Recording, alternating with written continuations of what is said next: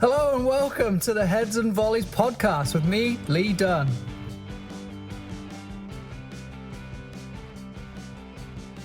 I'm excited to be back, getting going here. It's been a few weeks since I released the last episode and kind of moving into season 2 now and running the seasons pretty much in concurrence with what a regular coaching season looks like.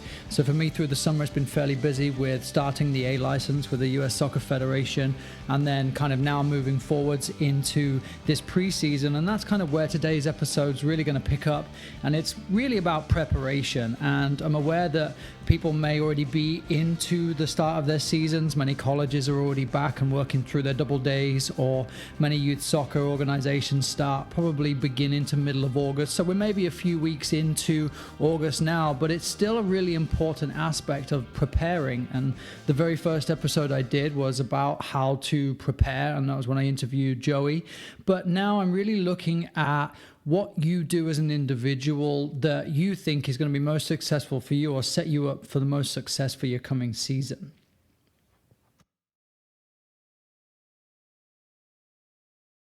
This all came about from my own practice of planning for my season and deciding that I was going to just scroll through Twitter, see what people are doing, see what people are at, because a soccer coach spends all of his life on the field, and the moment he spends a day off of it, then suddenly he can't wait to get back on it. And so in this kind of downtime through mid-July, I decided to put the question out and ask the coaches on there what was most important to them when beginning to plan or beginning to prepare. So you may be in a phase right now of working through preseason. So then the question for you is, how is it going? Have you taken a second to stop and sit and think, how is it actually going? Am I achieving my game model? Am I implementing my style of play? Are the players comfortable? Are the players involved? Then if you're about to start your preseason, now these are questions that I'm encouraging you to ask yourself. So when I asked the following on Twitter, I collated the responses and have been able to kind of split the responses into 3 themes. One of them is sitting on the fence, of course. Then one of them is all about the team and the individuals within the team, so things like getting to know players. And then on the other side, it's about the coach and the coach getting their style of play across. It's about them implementing their game model or their specifics that they're asking and expecting for the coming year or coming season. Now, I'm sure the coaches will happily argue that they would probably be sitting on the fence too and take as much pride in working with their players as they do with implementing their game model. However, I wanted to get their initial reaction. So if anybody asks you, what do you do to prepare? What's the biggest thing for you to prepare? Then that initial answer is exactly what I got, and that's exactly what I was looking for. So I'm going to read out the quotes. I will then add in any additional interaction I had with that coach or that individual, and then I'll just tag them at the end in the show notes. So you'll get their name here, but then I'll also put their Twitter handles on there too, so you can connect with them if there's anything that you really want to follow up with, or if you want to ask any questions. So here we go. One of the first responses I got, and what really led me to identify this as a category that a lot of coaches were really caring about, was from Migsy. He says that coach-athlete relationship is by far important in the beginning of the season. If mastered correctly, players will work for you and the team. Seems like you're doing a good job in investing your time with your athletes. And then he also adds that team chemistry and cohesiveness creates an environment where all players and staff are on the same page to meet a certain goal. Now, you may be in an environment where you do have additional staff. You may be in a college environment or a club environment with an assistant, or it may just be you. But I really think he hits a good point in terms of this team chemistry, this team cohesion, and an environment where the players see how much you care about them. Then Mike Rutherford adds that implementing a culture and the standards and the values and the behaviors. So again, it's all about that total environment. So I asked him how. He says he begins with sharing his core values and then inviting the rest of the squad, which includes coaches and players, to co-create their own for their environment. Key questions for this include the big picture, what is the end goal, what standards and behaviors are going to steer us in that direction, who holds us accountable. And then he mentions dual leadership. And so dual leadership in your environment could be the captains of the team along with yourself. It could be other leaders of the organization as well as you. And that will then go towards determining your end goal. So for example, if you're a college coach, you may not have an option but to try and win for the entire season. Whereas with a lot of our younger teams, especially in youth soccer, you may find yourself looking at an all-encompassing environment where players are learning skills, and you may have measurables that way. And going to tournaments and winning plastic trophies may not be high up there. And of course, it's always important to win. But that is something that I encourage you to consider. What is your total end goal? What are you looking to achieve? Stuart Walton added that the social side of things with team bonding and integrating new players is valuable, and I couldn't agree more. And I'm really open to the idea of having players together away from the soccer field. Now, a lot of my responses to coaches was to ask them, how do you do it? How do you do that? Because we only have a certain amount of hours in the day. Many of us are coaching as supplemental income, so secondary jobs. How do you find the time to now apply these team bonding ideas or this integration of new players and these social events? And that's where I think tournaments have a value, because you can spend 2 or 3 days together in an environment that is around the purpose of your collaboration. So you're together because you are playing soccer and you happen to be at a tournament. But there are things like hotel stays, then you can use swimming pools and outside aspects from the tournament that you can use to really help build your team cohesion. Then Craig Alston mentions meeting every player individually, or at least surveying them, especially taking time or taking over a new team. If you have time to meet them and show you care, they are brought in so quick. And that kind of goes back to Mixie too, kind of showing that you care, showing that they're more than just a person who is playing a game for you. They're an athlete that you actually care about. I think that's a really important point too, because back to the time commitment, can you spend 20 minutes, 30 minutes meeting with every single player? And if you coach 2, 3, 4 teams, as I know some coaches do in this area in Northern California, how do you commit to spending that much time with every single player? And then once you do it once, do you continue to do it through the season? Are you able to do a pre and post season? Now, surveying them, I kind of went back and forth with Craig on this a little bit, and mentioning that simply analyzing players through preseason scrimmages and things like that will really help you to get an idea of who this individual is, and you can begin to ask questions and get to know them over a period of time. And it's not necessarily that a meeting with your player is a be all and end all, but I know from my own experience of actually sitting down and talking with an individual, it means so much. Now just find a way to apply that to 30 plus players if you're in an environment where you have more than one team.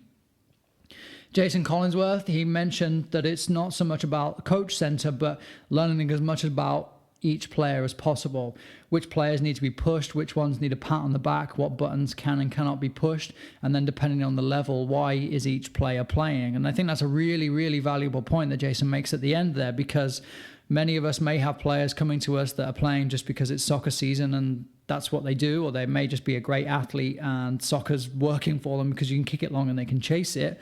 But is there a player that's genuinely playing because they really want to be a professional, or they think that that is their life and that's where they're heading towards? Maybe college is where they want to end up, but maybe soccer is perhaps the vehicle for them to get into college. And that's a realistic aspect for a lot of youth players, that their way into college is through a sports scholarship, and soccer is their chosen sport. So that's kind of why they're playing. So it's really important to know that. And how do you find out? You ask your player. And as Jason says, it's not so much about being coach-centered, but you take the time to consider who your players are. That is really going to help you perhaps achieve so much more when you know the player that you're asking to do something, whether it's difficult or whether it's easy. You know what type of reaction you're going to get from them, because they may not care about soccer and their mum's making them do it. So you're going to ask them to play on the wing of a 3-5-2 and get up and down the field. They're probably going to give up pretty easy when the going gets tough, because they just don't care to apply themselves to something that they just don't maybe care about as much as you care about, or as much as the kid that wants to go to college and go into the pros. So really understanding your environment and really understanding your players.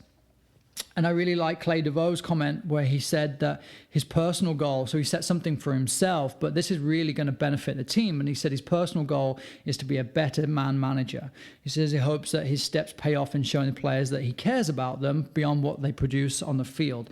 And of course, as I mentioned, the real benefit to that is that the players are going to respect you back in the same way that you respect them. If you just turn up on the field and they're just turning up to play, then they just expect you to turn up and coach. And there's no real cohesion. There's no real buy-in from either side. One of those things where you walk away from the field, your team's just lost, and you just kind of shrug it off, when in reality, if you're fully committed and your players are also fully committed to you, this is the process that, you may not have lost because you might have got another level of play out of your team, but it's also something that you care about as a collaboration. So now there is a genuine interest in improving. And I think that's echoed really well by Lee Ballard when he says that understanding and meeting the motivational needs of players and developing the positive relationships. And then he goes on to explain the player-to-player relationship, the coach-to-player, the coach to others, which I would take as other parents or other interested parties within your environment. And then the same thing for the players. How well do they get on with other parents, or other parents shouting for them to go, go, go every time they get the ball? Or is there this real positive environment where everybody understands what is being asked or what is expected of each other? Ryan Thomas added that understanding and appreciating that our actions and reactions to the typical ebbs and flows to the season are influenced by our relationships to those others. A real need to empathize with all stakeholders to create a positive environment and not just players. And that, I think, is super valuable. Talked about parents many times, and I feel like they're fully justified in a lot of their reactions. They feel like perhaps when they are paying for something, they have an opinion on it.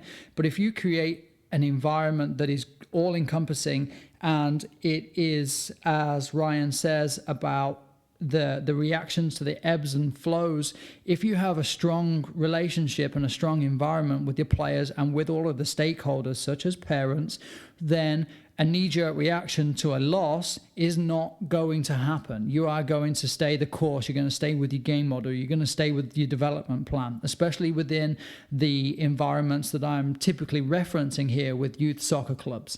If you are in an environment where you're under pressure all of the time, now perhaps those ebbs and flows of the seasons become big spikes of ups and downs because we've won a game and it's great and everybody's happy again, and then we lost and now suddenly we're back to square one and everybody's hating each other. Again, in the youth environment, you create a solid foundation with your environment. Now you have an expected ebb and flow of the season, and the team accepts it and they ride with it because everybody's on board and pushing towards the same goals. Ellis Riley mentions that if you can create a team identity and then you lay the foundations for a culture to grow. And I've talked about culture before, and there's another podcast coming up soon with regards to creating that culture.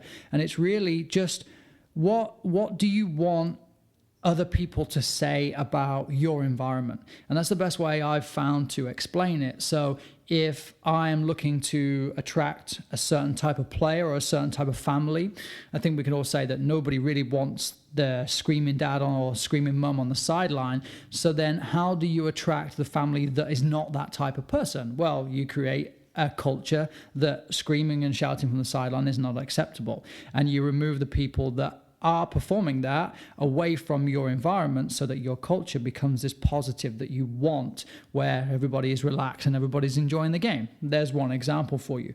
But really, what is this culture that you want everybody to say about your team? So that if you played against another team, if that coach was asked at the end of the game, could you explain their culture? Would it be one that you would be happy to hear him explain or her to explain about you?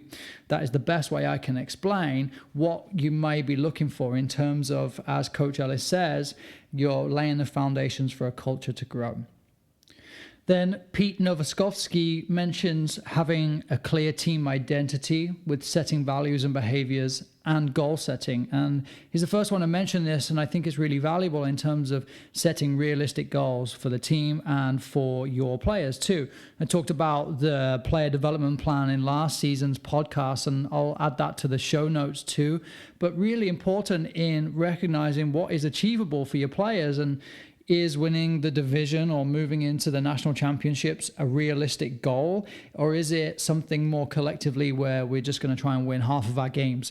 But setting these goals and also incorporating your players, I think, is super valuable. And I'm really interested to know from Pete, and I need to follow up with him in terms of kind of what he does. Does he ask the players? Do you ask your players? Or do you set a goal for everybody in terms of their own development or in terms of the team? Or do you invite them and their opinions in? And then Sarah West added in that building a strong relationship with the leadership, ensuring they understand their role in the team and implementing a regular leaders catch-up, which I think is a really interesting perspective. And I think it may be applying more to, and I think possibly you could do with youngers, but definitely with older players too, in that senior to high school to college environment where the leadership is something that's truly valuable. And I've had young players asking to be captain or trying to show themselves to be the captain of the team. But typically you find that captains are the seniors on the team, and the important role that they have as kind of being the sub-managers that can deliver on your game model or deliver on your standards and your expectations, that they are also brought into. So I thought that was a really valuable addition from Sarah. And then lastly, Ricky Powers on this one, he mentions that the most important thing for him is just to get to know the lads getting to know him, and then introducing the key ideas of how he's going to play. So really just in line with all of the other comments, figuring out who your players are. Do they also play other sports? And again, there's another podcast coming shortly too, in terms of your multi-sport athlete and how you may begin to address that. But knowing who your players are and knowing what they love to do is going to really help you understand from a periodization standpoint, how tired are they when they come into your practice because they've just been doing something else prior. I have a player in one of my teams that's a fantastic basketball player, and that's okay. I love soccer, and when I first came to the US, I thought that I could turn everybody into a diehard soccer player and every other sport would just be forgotten. But over time, I realized that this kid is still playing soccer. He's still giving everything he can. He just also really likes something else. And that is my role in this environment, to support that and to not belittle his choices, but to perhaps give him the best experience I can so that he does love soccer more than basketball in the end. But if I don't know anything about him, I think he's tired, I think he's slacking off. Maybe I just think he doesn't like soccer all that much, when actually he's probably just played 2 hours of basketball and he's really tired. So again, as Ricky said, knowing your players, knowing your environment, knowing who you are working with. And then he moves into our next column, which is looking at the ideas of how we're going to play.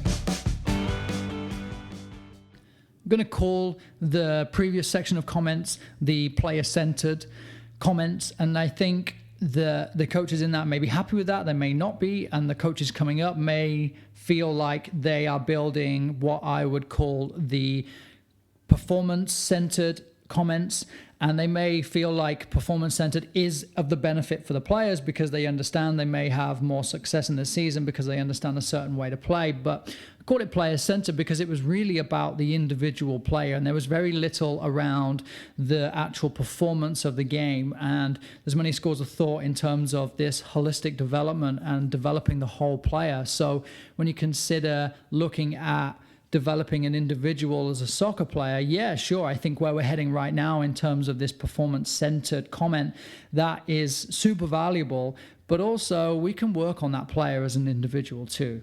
So first comment I got here is from Mastermind Coaching, and it said that developing a system and a style of play, and then working on getting players to gel together. And I think even at the professional level, you hear in the commentary on the weekend on the TV where there's all these new players and they're just not gelling together when a pass goes out of play, or somebody makes a run and the ball gets played behind them, and vice versa. So getting players to gel together, I think, is super valuable. And then, as Paul Kelshaw notes too, that establishing a team shape and a style of play, and then truthful communication with players and parents. So he also goes on to mention individual and team goals also, but this truthful communication kind of steps back into this player-centered approach too, but really communicating what the expectations are. Is it that you can attend every practice and play at the weekend, or can you not can you miss a practice and miss a game? Or is it simply stating that we're out here to have a great time and we'll see what happens? Then really importantly, of course, and this is why it's in this section, is this team shape and style of play.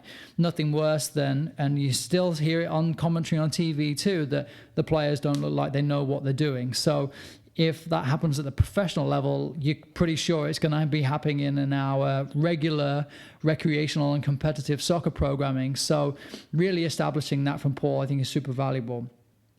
I've got an interesting one from Igor, and I put it in because I think it's super valuable, and he notes winning all friendlies. And many of you may be in an environment where winning is valuable, and it also sets a tone for the season. Think about the English League and the Community Shield and kind of winning that, as Jose Mourinho identified it, as a valuable trophy or as a significant trophy. So really winning those friendlies can help set a standard for your team. Now, you could take a shortcut and you could scrimmage against lesser opponents and kind of guarantee yourself a win.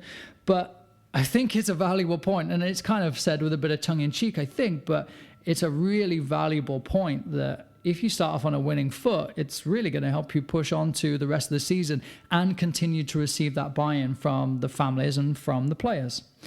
From Patrick King, you guys will be familiar with Paddy after a couple of interviews with him, but he says for him, it has to be making sure our playing style is all on the same page in the key moments of the game. So he focuses particularly on transition and playing out of the back and then defending from the front.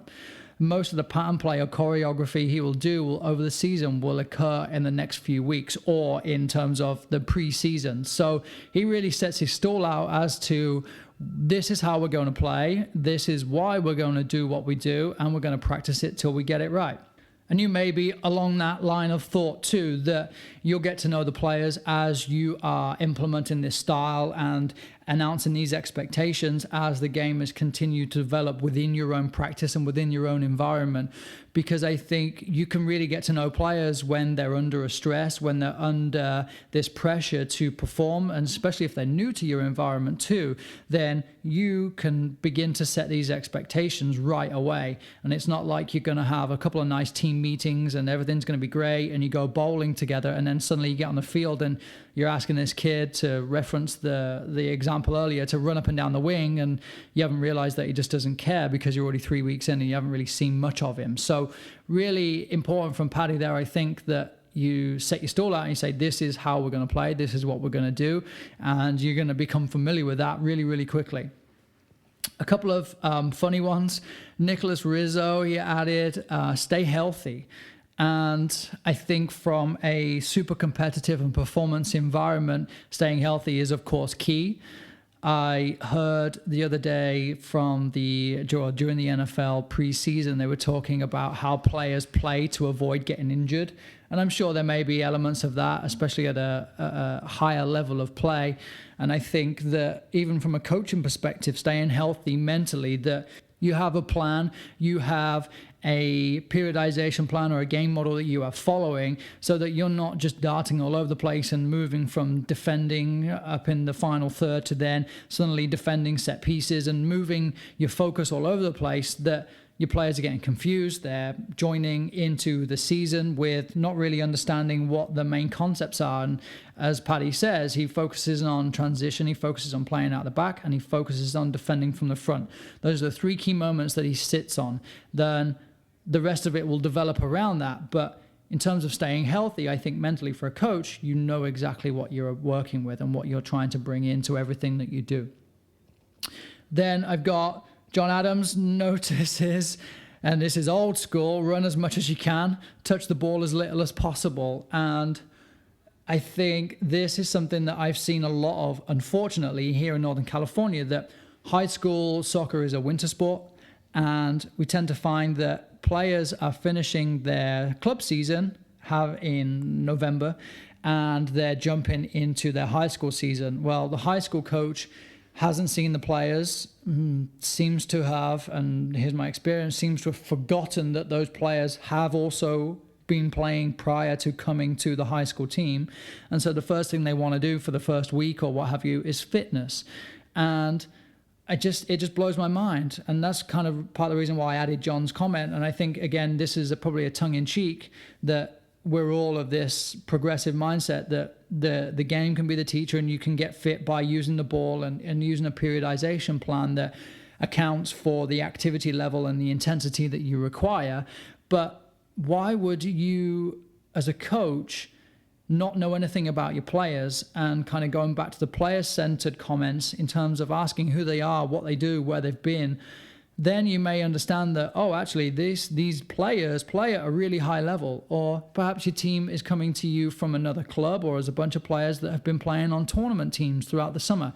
There's just so much you don't know if you don't get to know your player. And I think that running as much as you can is an old school way. I call it old school because that's typically how it is. You run laps of the field, and it's push-ups, and that's my understanding of what a typical double day may look like at a higher level of build this quote-unquote fitness. So really understanding who your players are and knowing that your young players have probably had a busy summer. I've had kids that have traveled the world, and a kid that spent however many months in Japan visiting family, but while he's in Japan, he's doing school, and he's also playing. He's playing on the dirt that they play on in Japan, and he's playing every day.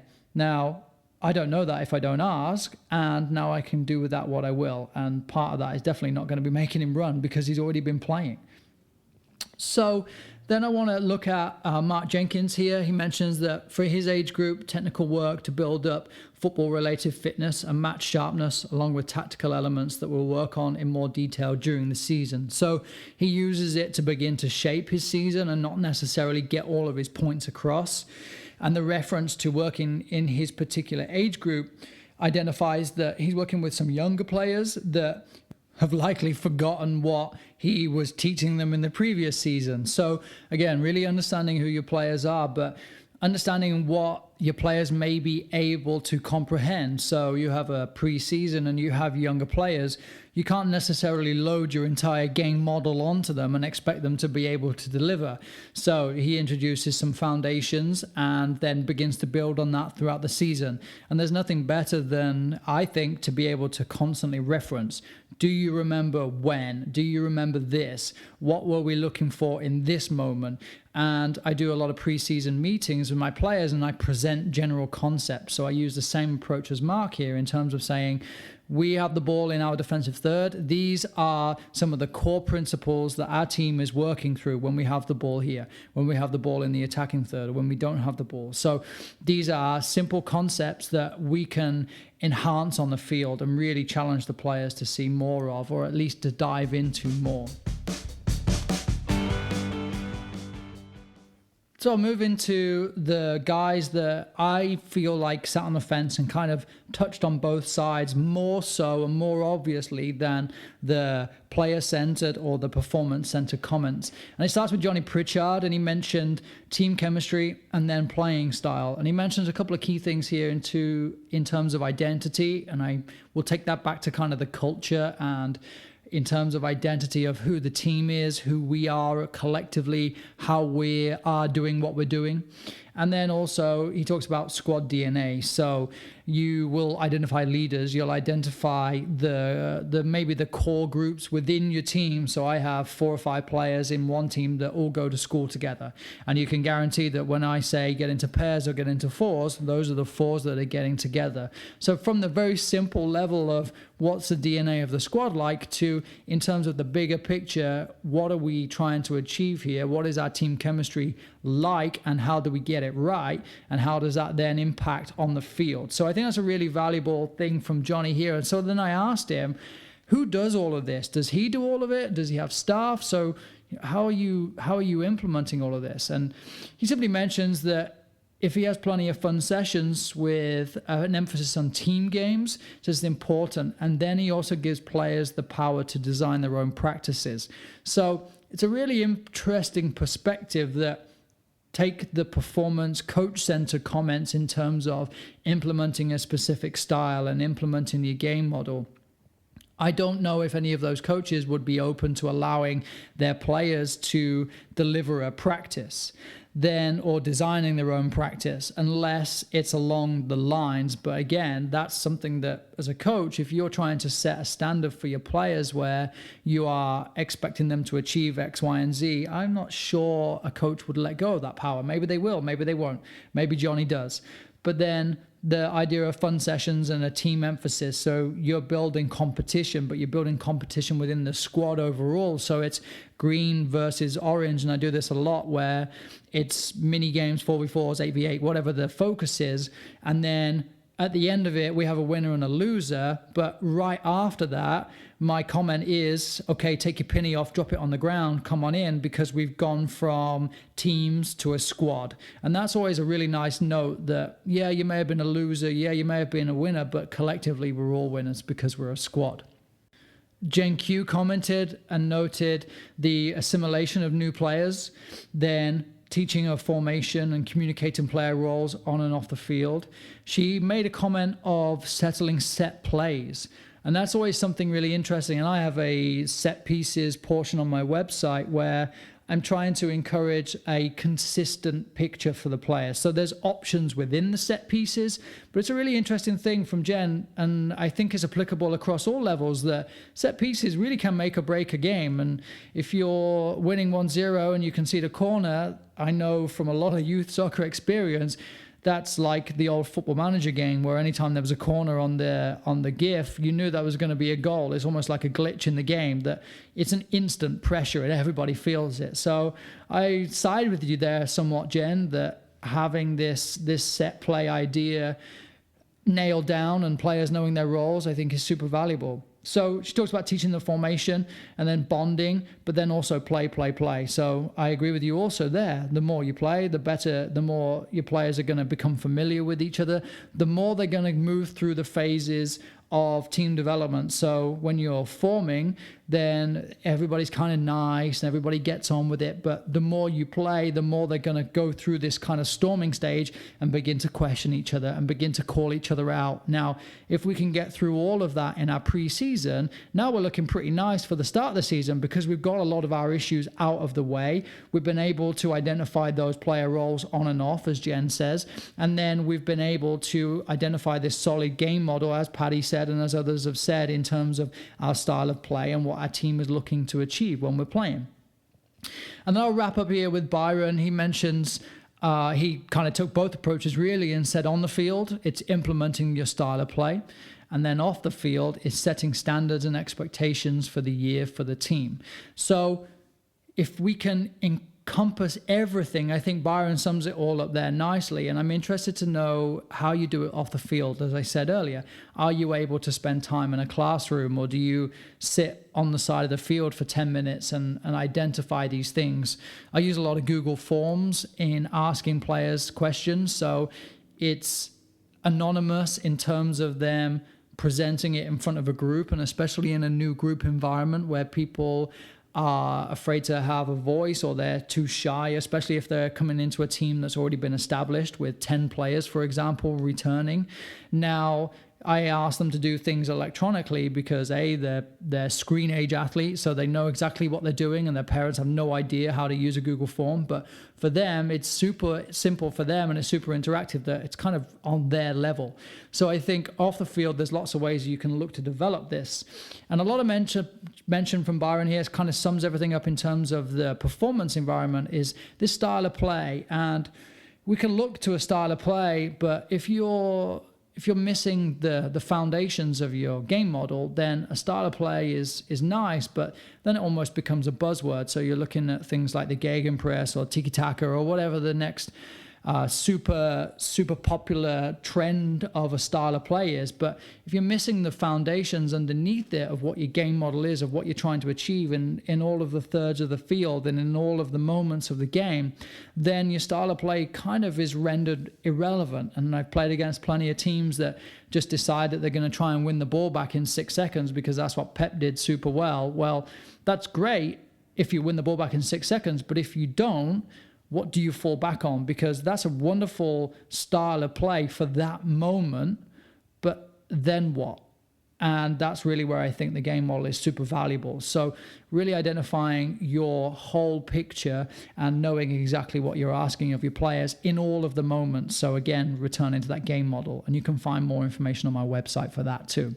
So in the show notes, I'll add in all of the contributors to this episode. And it was super exciting really to kind of pull all of these comments together and then begin to identify who and what I think is super valuable in terms of what's all about the player, what's about the performance environment. And of course, now I've gone through all of this, I definitely sit on the fence in terms of applying time and personal development plans and team plans, but then off the field, and then also moving on to the field of having this game model that's painted out and I know exactly what I'm doing. And at any time I can ask a player, because I keep referencing and I keep revisiting and I keep asking, in this moment, what are we looking to do? What do we want to do? What is one of our principles here? Give me a second principle. And it's a constant. We look for the same thing. So we get a scrimmage under our belts. I'm able to clip the footage from the game, and then I can send it to the players relative to what we've been working on in our periodization plan for the previous 2 or 3 weeks. This is what we've worked on. How did we do? And again, part of that off the field comes into a team meeting, and then also, again, using Google Forms, because players can use it. It's simple for them.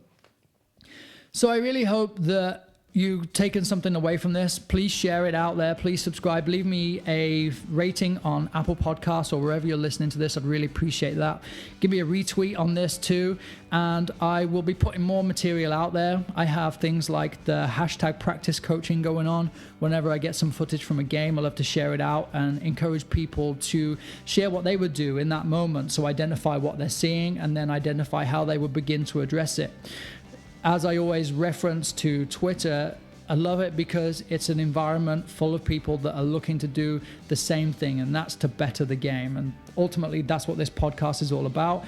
The contributors have freely given their information and freely given their own personal thoughts, and I've kind of categorized them as performance or as player-centered, and maybe they mind, maybe they don't. But this is the world of soccer. It's a complete crapshoot really as to how you do it. There's no right or wrong answer, but hopefully from here you've got a couple of more ideas that you can begin to collaborate and either start your season off on a flyer or maybe just retweak the start of your season and perhaps change something a little bit more. So maybe now's the time to get together with your players if you haven't already done that.